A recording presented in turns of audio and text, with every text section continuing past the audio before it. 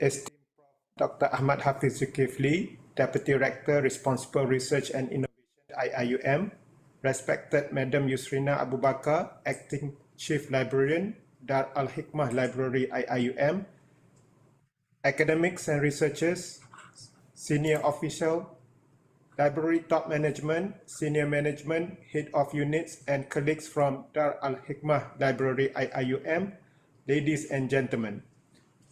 Assalamualaikum warahmatullahi ta'ala wabarakatuh. Very good afternoon and Ramadan al-Mubarak. To gain barakah in our sharing session this afternoon, let us start with lafaz Bismillahirrahmanirrahim and let's make dua to Allah Subhanahu wa ta'ala to bless our event and hope our session today will be beneficial to all. Respected ladies and gentlemen, we are broadcasting from the International Islamic University, and on behalf of Dar Al-Hikmah Library, we would like to extend our warm welcome and thank you to all participants for joining this sharing session with speaker Prof. Dr. Ahmad Hafiz Zulkifly.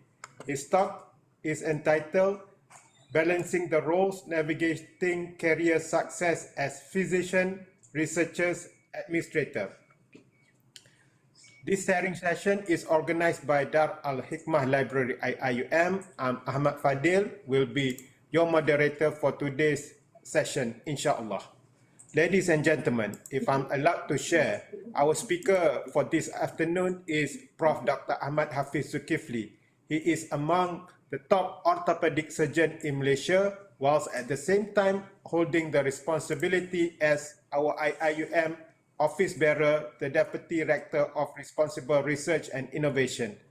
According to the Look Professional website, lookp.com, Prof. Hafiz is ranked as #1 orthopedic surgeon among the 142 registered experts in this country. Prof. Hafiz pursued his Doctor of Medicine degree at USM, then Master of Surgery at UKM. He also holds a doctorate PhD in medical sciences from IIUM. He is a notable academician at our Kuliah of Medicine, Kuantan campus. Prof. Hafiz is a definite thriving researcher with specialty in orthopedic. He has authored a book entitled Metal Injection Molding of Plants Material and had published more than 80 articles, journals, and proceedings. His current H-index is 9. He had assumed PI-ship for various grants amounting to millions of ringgit Malaysia previously. He recently secured close to 700,000 Malaysia ringgit sponsored research grant from SIRIM for the development of metallic implant fabrication. He is also the founder and current director of IIUM Orthopedic Research Lab. It is the first research laboratory in IIUM and also the first laboratory of orthopedic research in Malaysia that has been accredited with our MSISO IEC 170252017 somewhat 10 years ago. As the Deputy Rector, Responsible Research and Innovation, Prof. Hafiz is responsible for the leadership and achievement of research strategy aspiration and associate goals for our beloved IIUM. He leads the portfolio that encompasses research performance, funding, integrity, operation, and core infrastructure, research higher degrees, as well as external research engagement. Under Prof. Hafiz's leadership since 2018, despite the COVID-19 pandemic, IIUM has managed to continually attain the 5-star ranking at the annual Malaysia Research Assessment, MIRA. How does Prof. Hafiz manage to cope with his responsibility as a surgeon while at the same time manage to do teaching responsibly and research for IIUM? Inshallah, this sharing session will be platform for IIUM communities, especially researchers, librarians, administrators, students, and public to get motivational and inspirational insight from our beloved Prof. Dr. Ahmad Hafiz Zulkifly. This sharing session is hope will encourage our researcher to perhaps write more research paper. Before we proceed, we hope that all participants can fill the attendance. The link attendance will be available in the chat box. We will take a group photo at the end of this session. Participants may use the program background provided in the Zoom chat box. Ladies and gentlemen, it is our great pleasure to welcome the speaker, Prof. Dr. Ahmad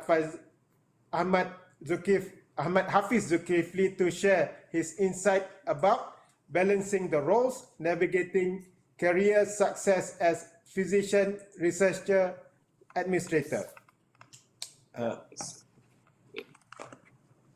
Yes, sir. Okay, thank you, Prof. Fadzil. Assalamualaikum warahmatullahi wabarakatuh to all brothers and sisters. So I'm sorry, a bit late. Not a bit late, but substantially late. I'd like to thank our library, the DRRRI Library, for inviting me for this talk and to share with you some of my experience. Okay, I'll start with some slides. Okay.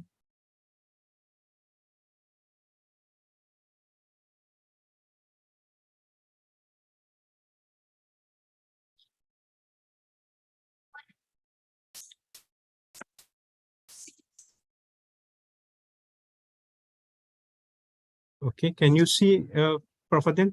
Is it okay? Slide. Yeah. Is it okay? Clear.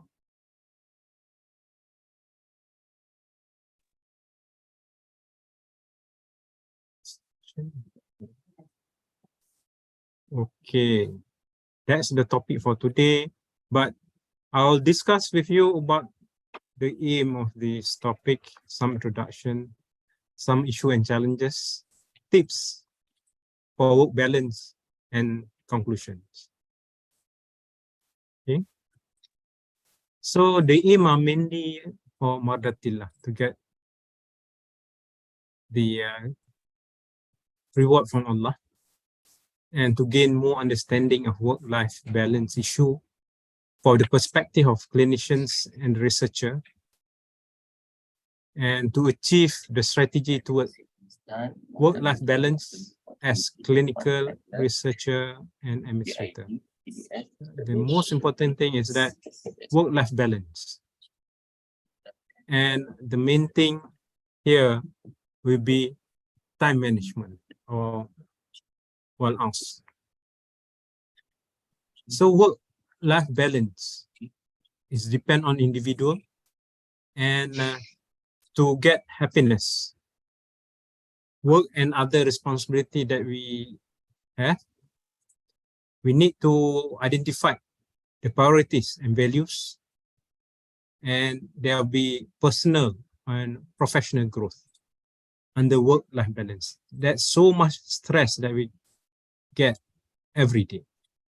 Okay. By its absence, work-life balance, or by the opposite of work-life conflict, there will be pressure and stress, but there will be happiness and dynamics that we need to actually face. Then we have some issues and challenge towards our work-life balance. Okay. Then we have predictors of work-life conflict. There's a pressure to perform and high professional investment of work, personal investment of work. Okay. Family and the family domain, especially the children at home, high demand from family, tension with spouse or partner. So these are family demands. And we also have the work demands, which is dynamics, and there'll be ups and downs. But for sure, we need to get the Moderator, the pleasure of Allah. And if let's say we put Moderator first, I think others going to be easy for us. And as a clinician, struggling to become future physician, scientist, workforce, we need to establish our master's or PhD, and this become a work pressure for us. And need to success, and we may need to have more research training. A new challenge for specialty which needs, we need extensive research training infrastructure, where we are lack in the country. And to support development of physician scientists during residency and fellowship is limited or non-existent. Okay. What we want to do is that clinical research or fundamental research or applied research. This is another part. Once to become a clinician, you need to complete your study. Then you need to be registered. Then come the clinical research, where we've been taught during our master's or PhD. Then we need to choose whether we have the grasp on clinical research, fundamental research, or applied research. So these are things in clinical life. So once we graduated as a specialist, okay, then you become a junior specialist. Then you have a transitions to become independent. This is where the most vulnerable and attrition, because some fail to adopt to transition. This is because after you complete, you have 2 years to complete your national registry, specialist registry. This is where you become another houseman back. Okay? Then you got to go for your fellowships, another 2 or 3 years to complete your subspecialty. Then you have already 4 or 5 years postgraduate. Means that if let's say you graduated when you are 33, now you are up to 38 years old. Then you need to have a plan during your fellowships. Maybe start to learn to do some research, especially clinical research. Okay? And need to practice.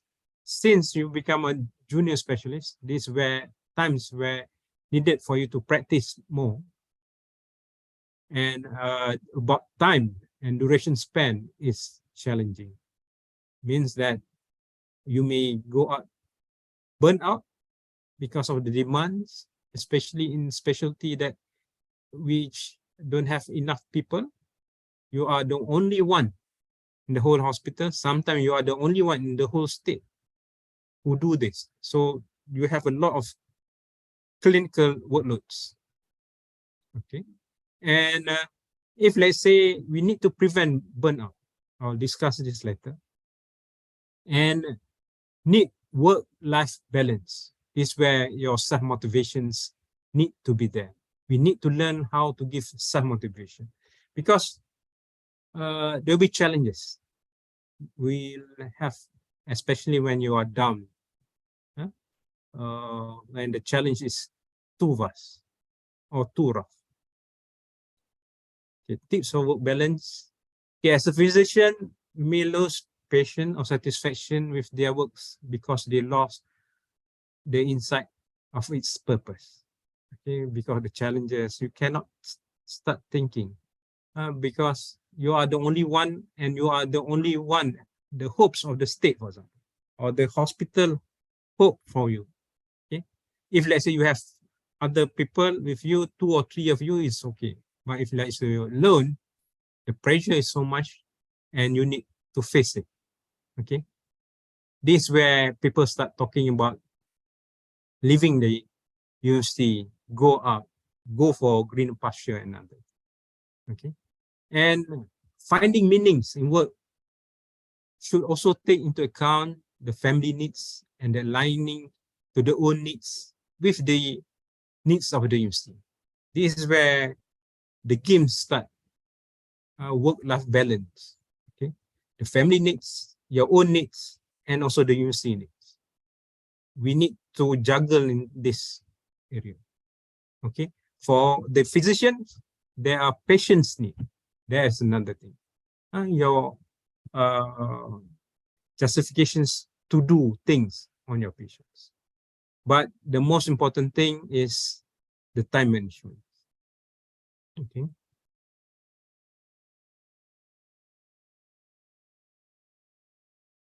Balancing work and life roles require good time management skills.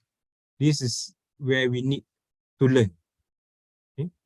And effective time management involves setting both long and short-term goals, planning and organizing, and refraining from engaging in time-wasting activities. So again, Moderator will actually guide us. So based on science principle, time management can start either your time based on prayer time, means that we have Subuh, Zuhur, Asar. Then we need to clear what we want to do in during periods between prayers to prayers. Then we need to look at the calendar, either the calendar or Islamic calendar or the academic calendar, or in special months like Ramadan. Okay. To complete 1 juzuk per day is a challenge. But if you look at Al-As, when God has mentioned this, okay, everybody, God swear in the time, Wal-As, Innal insana fil khusr. Everybody are actually in loss, except people who are actually watawasaw bil haqq, people who actually preach on the truth, and the people who are actually sabar. This truth and sabar either is your work, time, life balance, and sabar is up to the higher justifications. Means that whether we can take the stress and we can balance our life. Okay, that's the principle. It is important to identify the priorities in life. Each one of us have that. Then, according to research report, there's a good evidence that working fewer hours is associated with reduced risk of burnout. And Medscape National Physician Burnout Depression Suicidal Report from 2019 showed that 36% of those working 31 to 40 hours a week had a symptom burnout. And with 50%, 36%, if let's say you are working like hours now, about 40 hours, and 50% if let's say you work longer, and 57% working more than 70 hours. So burnout is where you get lazy. Yeah, sometimes if you have mental illness, this is where the things come in. Means that life-work balance is not good. Okay, that's why life-work balance needs to be actually orchestrated while you are doing this job. Okay, during life transition, such as completions of training, marriage, childbirth, and the death of family members, taking time to reassess and reset both work and life goals can help in creating balance, because these are the new challenge or the new things, the new stress that come in. Okay, finding your purpose in life, both at work and at home, and striving to fulfill it. The balance is in the motion, so keep the cycle moving. Keep moving. There is no such thing look backwards. Perhaps the most important factor is that both members, the physician administrator team, have the same core values for the organizations in their heart. This is where the clinicians challenge. What I do is more important than what I say. It's very true. Theory versus practical about those core values. So as physicians, usually you work in your team. There is your head of unit, head of department, and you also have the director of the hospital. And beside that, you need to work with other teams. If let's say surgeon like me, I need to work with physicians, radiologists, I need to work with anesthetists. So our time sometimes not only belong to us, but also belong to them. Okay, so this is where the negotiations between colleagues is very important. Okay. So usually as a center, they are really mission and vision. And as a person, we also have mission and our vision. A clear mission and vision are critical for organizational success and also for individual success. In a center, if a physician and administrative leadership can work together on and towards the vision, the organizations is much more likely to achieve it with less conflict. It is also important that each is willing to be flexible and help the others accomplish those responsibilities, to agree to disagree, or else conflict will be there every day. Okay, so less headache for us. If the leadership teams gets too territorial, okay, this is my area, that is your area, the idea of leveraging each other's strengths will be lost. The best way to ensure that those not happening bring us to our next success factor, namely communication. This is very important, communication between teams, because we cannot live alone. We need other teams, we need other helps as a clinicians. To gain most from leadership, each member of the team should leverage and build on the strength of the others through open communication. This is where need communications between teams and between us and others. Okay. The more time the individuals spend together as leadership team, the more frequent and the open the communication will be. Okay. The leadership team also needs to have open and clear communications with the medical center as a whole. Okay, not only medical center, but usually as a center. Okay, for clinicians, delivering medical care is not an individual sport. Show mutual respect to each other among healthcare delivery system. This includes your nurses and other healthcare staff. Okay, not only among doctors. The senior doctors don't bully the juniors. That is important. It is especially important for the physician or the administrative leadership to remember that respect must be earned. And a big part of earning respect is to show respect for the views and positions of others. This is very difficult. Sometimes we want them to hear whatever we want to say, but actually respect is a mutual earning between both parties. Okay? The ultimate goal is to do what is best for the patients in the center, not what is best for some members of the team. Okay? That's as a clinician. No one organization leader is good at everything that needs to be done in a medical center. Employing leadership's approach can expand the level of competency in the top leaderships. Two individuals who will complement each other, one being strong in an area where the others are weak. Such an approach can indeed be helpful, because you work as a team, not as individual. Okay, so we need to support each other. And we need to understand the organization needs, the strength and weakness of each other. Okay. And the most important thing besides work, research, you need to have some hobbies. Okay.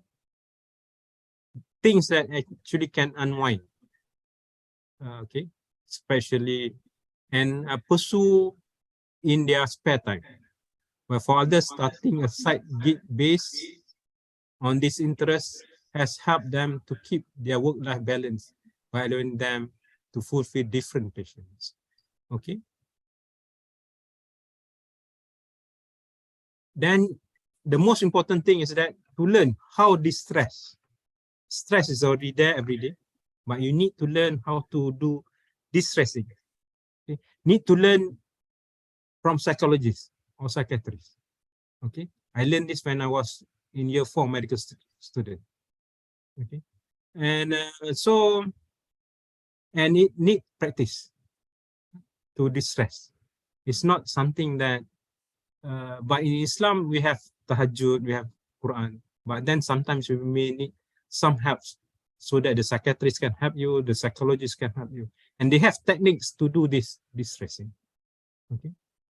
So that you won't go for burnout or mental torture. That is the most important. Then self-motivations. How to do self-motivations? Usually we need this when we are down. Either you need to read, Iqra, or you need to unwind. This is where your hobbies come in.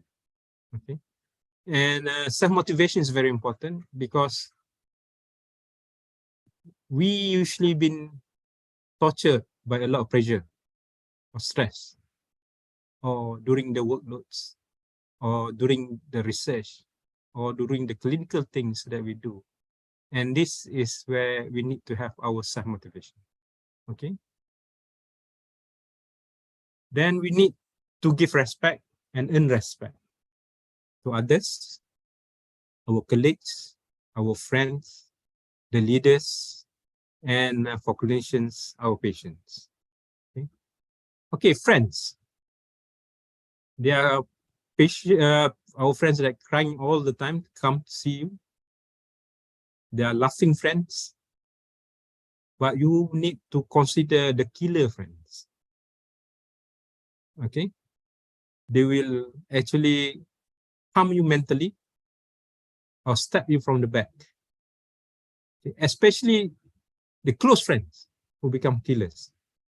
Okay? Sometimes you may need to actually look after your friends. Okay? But the most important thing is that to find real friends is not easy. Okay? Like Rasulullah, he got their own Sahaba. And they have a close Sahaba. Okay? Real friends is very difficult, but then we may need to find them. They will say things that you don't want to hear from others, but they actually can say in front of your face. And they will tell you the truth and the only truth. Okay. That is real friends. And the most important thing, family always come first. Okay. If let's say you are having problems, nobody going to help you except your family. So family always comes first. Okay. Although you have other jobs, you have other research, you have your patients, but family comes first. Means that your child, your children, your wife, your father, your mother must come first. This must be your priority. Okay. People may not like it, but then for me, family always comes first. Nobody going to help you unless they know you as your family do. Okay. In conclusions, there are various challenges encountered in clinical researchers' life. Several strategies, as we discussed just now, are essential to apply towards balanced life for clinical researcher. Okay, I think that's it. Thank you very much. So, Prof. Fadzil, thank you.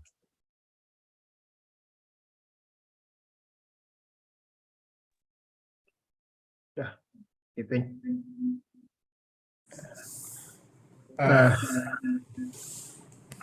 thank you so much, Prof. Hafiz, for your presentation. It is a very informative and interesting sharing. Like you mentioned just now, I'll ask, man is in deep loss except for those who believe and do good deeds, urge one another to the truth and urge one another to patience. I mean, this surah, like you said, opens up with a warning to everyone, and Allah swears or takes oath by time and declare that humankind is in a state Allah. But from what you shared just now, Prof, I think this is very much reflective to another command by Allah, that seeking knowledge is our sacred duty. It is obligatory for each one of us, Muslim, male or female. The verse, Iqra bismi rabbikal ladzi khalaq, read in the name of your Lord who created all that exists. I mean, the Quran stressed the importance of reading, studying, reflecting, and investigating. And this is a commandment prescribed to all Muslims. My fellow audience, if I may be allowed to share, Prof. Hafiz mentioned about fellowship. His fellowship in Australia, his fellowship in Germany. He did his training in the States as well. Okay, so ladies and gentlemen, now we have come to question and answer session. You can write your question in the chat box, or you may unmute yourself and ask any question verbally. But I would like to ask Prof. Hafiz a very interesting question raised by our colleague, Dr. Hafiz, Associate Prof. Dr. Hafiz Azmi. What is your hobby, Prof? You have so much going on. What do you do during your free time? I would like to know that as well. My hobby is to play with my only son. That's it. There's a lot of games with them. Yeah. I think that's the best hobbies. You spend time with your family. Especially you go out, spend time. In Kuantan we have beaches, and see what he wants to do that day. But I usually read not only in medicine but other things. That is another hobby. Yeah. Okay. But really, how did you manage all that? I mean, I remember 2 years, 3 years back, you are preparing your doctorate thesis, and wow, that's an impressive achievement, Prof. I mean, you don't have to. You are already a subspecialist expert, and what at the peak, you still managed to find time to compose your put together your PhD thesis. Actually, learn, unlearn, relearn must be continuous. Yeah, because this is new things, and that's why time management is very important. Your time management is very important, or else it's going to be waste. That's how I managed to do the research, and this must be looked into and pre-planned before. And time management is more important not only when you are studying, but in real life. Time management is very important. So then you have time for leisure, you have times, you have family, you have time for yourself, which is very important. And time to do our own workloads, okay? Teaching, preparing exam questions, sitting for exam question assessment, writing journals, and especially writing proposal for research. Okay, and you may need to have a team together with you, but sometimes you need to do alone. But then time management is very important. Okay, if you, let's say, you be able to do that, I think the world is you. Yeah. All right. There's another question, Prof, from Dr. Mahyudi. How to avoid burnout? I know you shared with us time management, but wow, I mean, with that, there must be taking toll.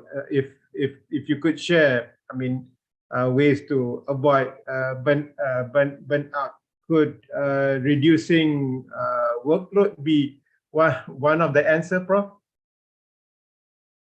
So reducing workload won't be the answer.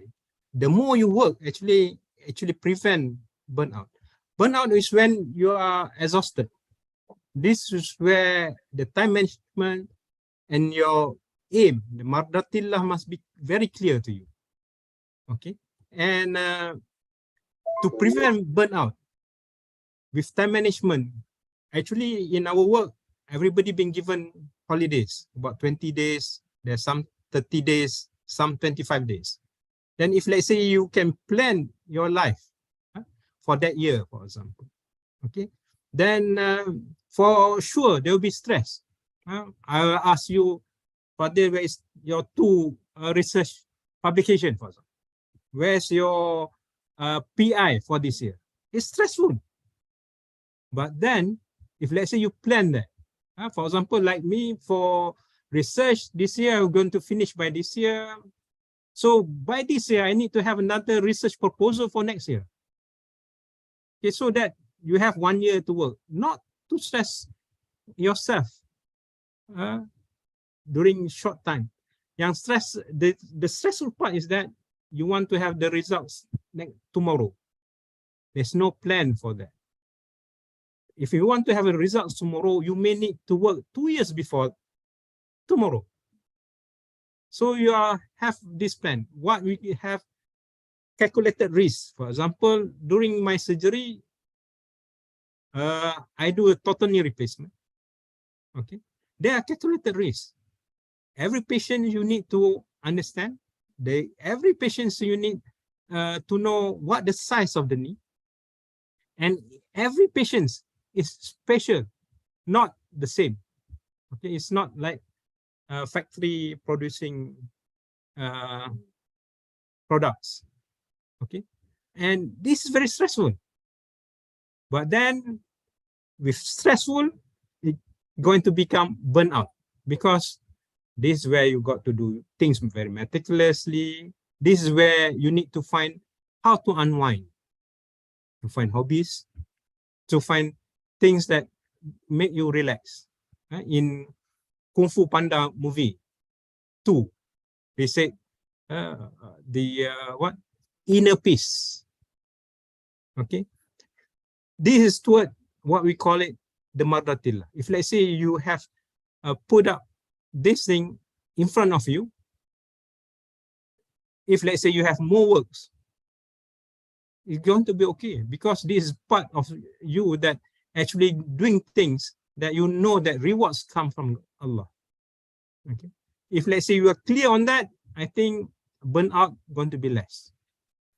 Of course, we know our standard of teaching, for example, 12 credit hours. We need to fulfill that. And of course, to teach 12 credit hours, you need to have preparation for that. Not only that, you need to have questions for that, for the exams. You need to mark the questions for it. There's a lot of stress. But then if let's say you have a time management, proper time management, this is going to help you to lessen your burnout. Okay, and the schedule being given at least 45 hours a week to work. Okay, that's mean the stressful or burnout going to be around 40%. You know about that. Then that's why I say you need to learn how to distress. Either you reading Quran, tahajjud every night, or you learn from psychiatrists or psychologists. They have the tools for relaxing, okay? Or by doing things that you like, hobbies. These are things that to unwind, to make sure that you won't talk about things that you don't want. Okay? For example, I go back at home, although my wife is a doctor, we never discuss about medical problems. We discuss about our child. We discuss about the world. Okay, we discuss about things that nothing got to do with medicine. So that's how you unwind. Okay, so we need to find the ways where actually we're going to be less burnt out. Or the best person, your wife will know that you are burnt out. Okay, then she will say to you, look like something wrong with you. Then you know you are not at the tune. Okay, this is where, for example, you may need to have a stop. Okay, times to go for holidays. Okay, then this is where you need to really plan about your life. As the challenge will be when you are in early stage of academics. The first 5 years is still okay because you baru nak belajar. The second 5 years to the third 5 years, which is the challenge start coming. The dean start asking, you are quite senior now, what have you done? Okay, where's, kalau Prof Hafiz tanya, where is your 2 papers? And where is your PI? Okay, so these are a challenge. Of course, not everything that we expect going to be as good as on the silver plate, but then we need to actually work for it and know how to de-stress ourselves, prevent burnout. Okay, and the most important thing is that to prevent fatigue syndrome. Fatigue syndrome is another thing where we work too hard, no unwinding, no de-stressing. Then if let's say you don't go for burnout, you're going to go fatigue syndrome. Means that your energy is no more as whatever when you start 20 years ago. Okay, for example. Now your energy is less. Means that you are fatigued, your energy go down. Your ideas go down. Your interest to teach, to do things, will go down. This is not burnout, but fatigue syndrome. It's already where actually you may need to look into whatever you have done, time to relax, time to tahajjud, and think and talk to Allah whatever problems we have. Okay. Please prevent fatigue syndrome because that's very tiring. To recover may take time. Okay. The challenge will be there. This is where the disease starts come in. Then you need to prevent all this. Inshallah. I think that's Prof. Fadzil. To prevent burnout, need to unwind, find some ways and distressing. Inshallah. Prof. Hafiz, there's a question from Prof. Salina. Administrative role requires a lot of time for meetings, etc., etc. How to balance these roles? Is there a way to combine some of these roles via multitasking? I mean, from your experience and perspective, Prof. Oh, it's not an easy question.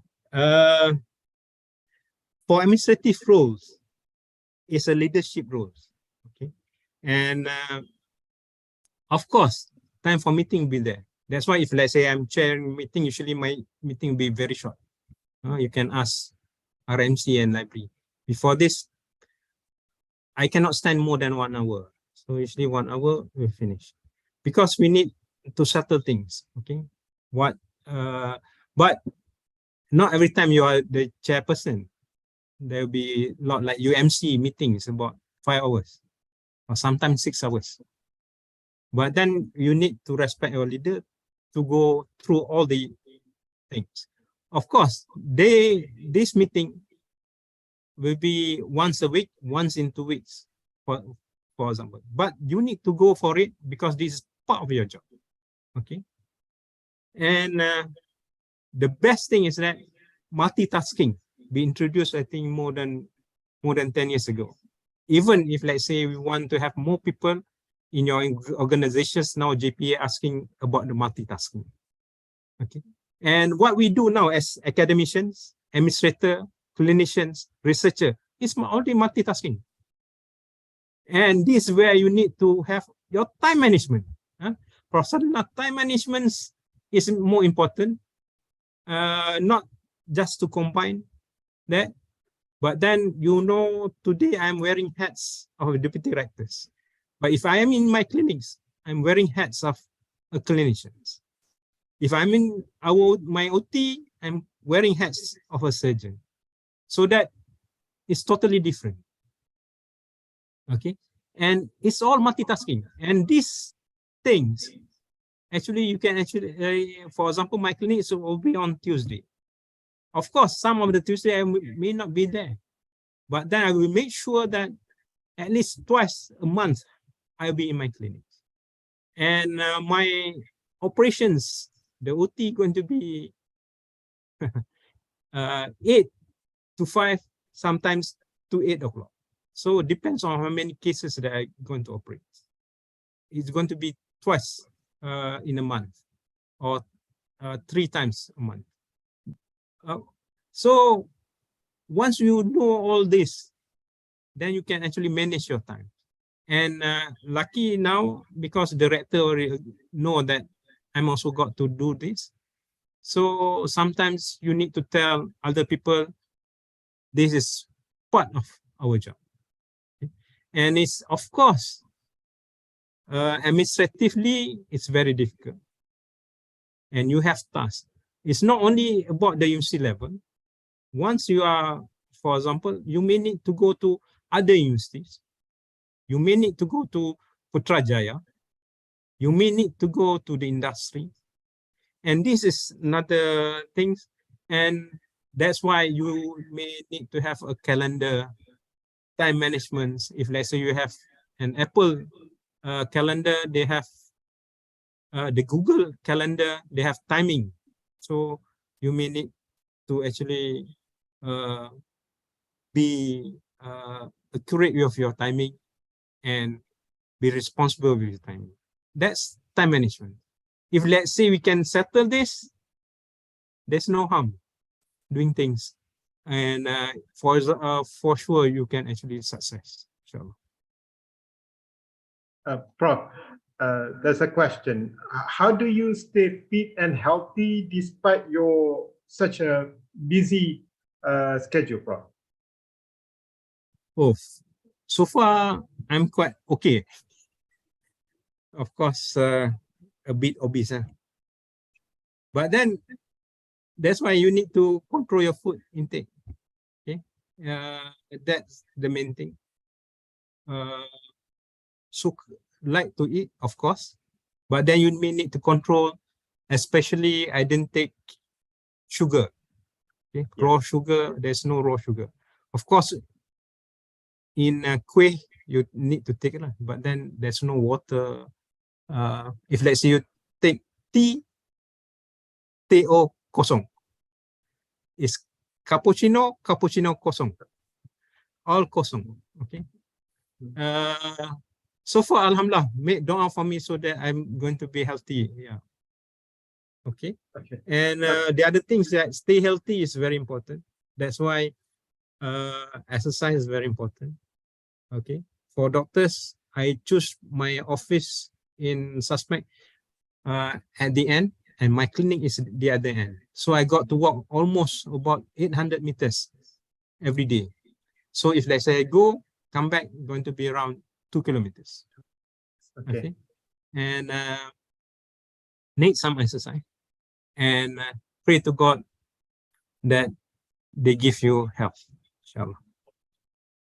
Prof, yourself as a researcher, you have the department. As a clinician, you have your OT, your clinics, and as the administrator, deputy rector, you have at least 3 different work avenues and workplaces. How do you handle, let's say, conflicts at each places? Because of course you cannot afford to have yourself to be distracted. If you may share, how do you manage conflicts? That's why I already mentioned in one of my slides about happiness. So you need to have happiness in your place, or else you will be in conflict. Conflicts usually because we never been able to agree to disagree. Okay, if let's say you see like my department, if let's say you want to quarrel, you quarrel inside the meeting. After meeting, we go for coffee.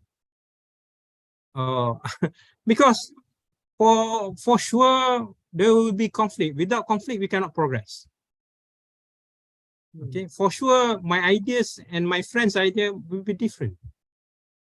Okay, but then how to resolve a conflict is that to respect each other and agree to disagree.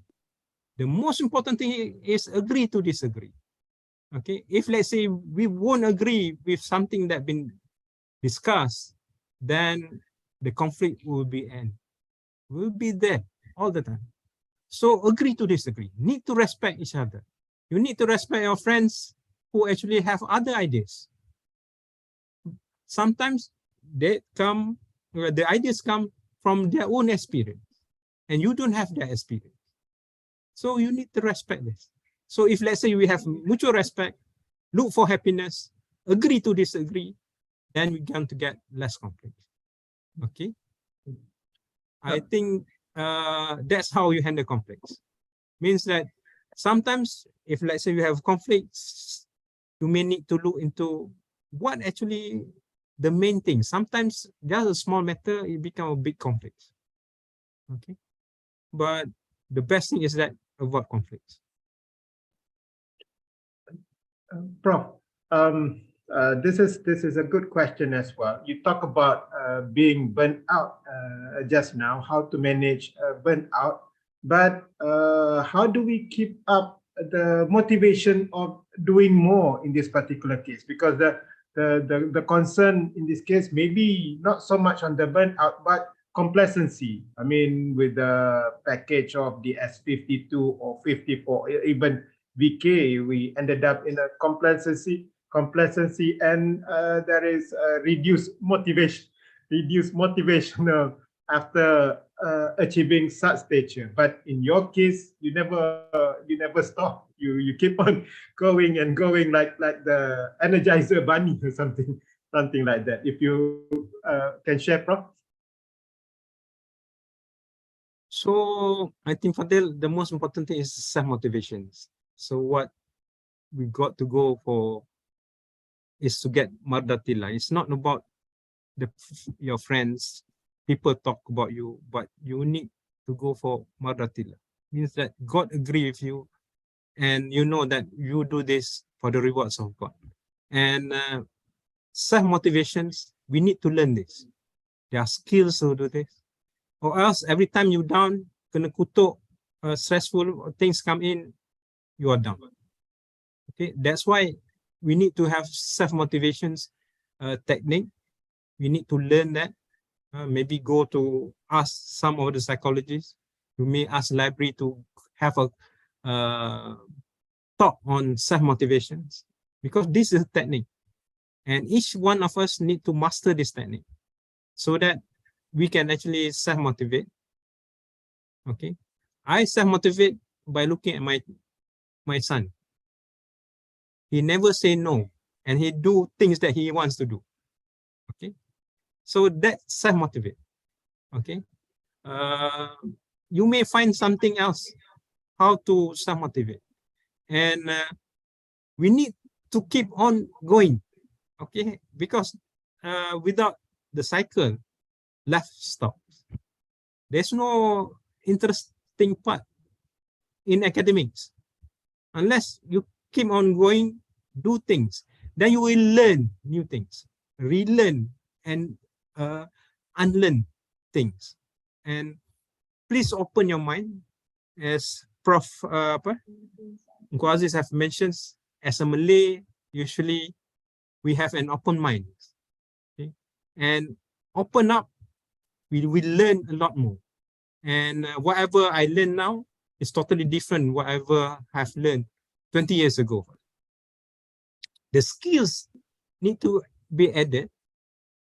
This is something that challenge ourselves, and this is going to be a new challenge for us to pursue. Okay? So if let's say we have that, I think there will be an answer for it. No such thing as complacent. No such thing as complacent. Of course, we are VK7, VK6, or VK5, but there's no such thing as complacent. You need to keep going on. Now, keep going and keep doing things. And we don't know whatever we left behind is going to become our rewards when we see Allah SWT. That's the most important thing. We are not sure what actually we have done that actually can actually give us rewards in Akhirah, inshallah. There's another question, Prof. What do you think of women in leadership? So they are good leaderships. And we have, I think, quite a few leaders. Our MSD was MSD Finance Library is a lady. And some kuliah deans are ladies. Okay, they are very good. So for me, leaderships is a talent that maybe everybody have. Then either you are man or woman, you are open with this leadership, and you can become a leader. No problem.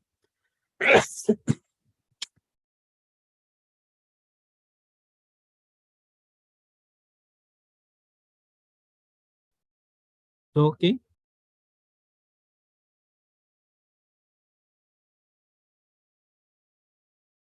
Thank you so much, Prof. Hafiz. Thank you for your sharing, inshallah. There's so many takeaways from your talk this afternoon, Prof. Ladies and gentlemen, kindly fill in the attendance and the survey form available at the chat box. And now we are about to end our session. Let's wrap our session today on behalf of DRRRI Library. I would like to thank all of you for joining us in this sharing session. Inshallah, the sharing session will be available at IIM Library official YouTube channel. There is a request that let's take up a group photo. It is hoped that participants may turn on their cameras and are recommended to use the program background provided.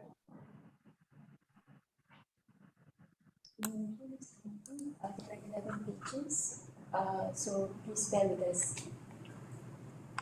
First page.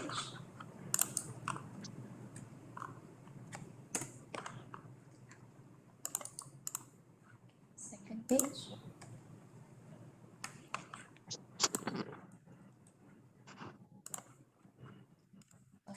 Third page.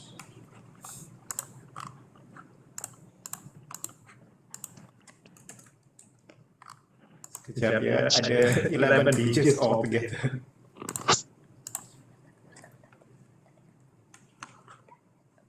So we will take until 5 pages because the rest they do not open the launch their camera. Okay. Once again, we would like to express our heartfelt gratitude to respected Prof. Dr. Hafiz, and everyone participation for your presence. We would like to apologize for any shortcomings and inconveniences. Really hope to meet everybody again. Wish everyone a pleasant day and Ramadan al-Mubarak. Let's end our session this afternoon with recitation of Tasbih Kifarah and Surah Wal-As.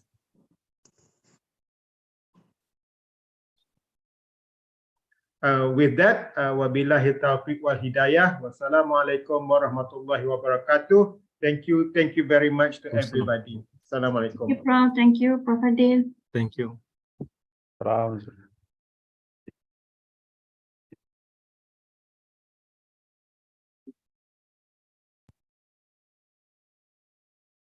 Meeting.